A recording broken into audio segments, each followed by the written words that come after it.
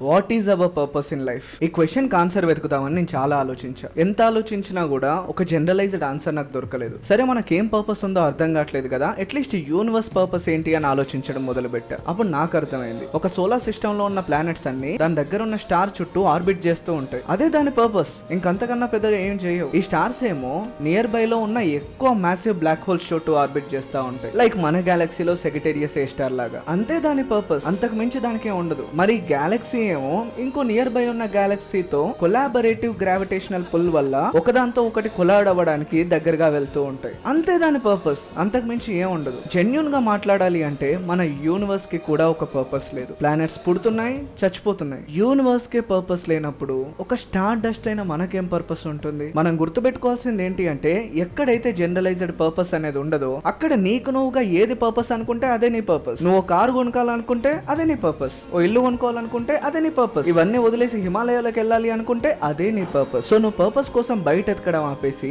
నీకేం కావాలో నువ్వు చేస్తా ఉండు. దాన్ని నెరవేర్చు. నీ పర్పస్ మారుతుంది. ఇంకో పర్పస్ కోసం ఫైట్ చేయి. ఇలా నిరంతరం ఒక్కో పర్పస్ ని ఫుల్ఫిల్ చేసుకుంటూ వెళ్ళడమే హ్యూమన్ లైఫ్. నాకు తెలుసు ఈ ఆన్సర్ చాలా మందికి నచ్చదు, కానీ నన్ను నమ్మండి, ఈ యూనివర్స్ ఇలానే వర్క్ చేస్తుంది.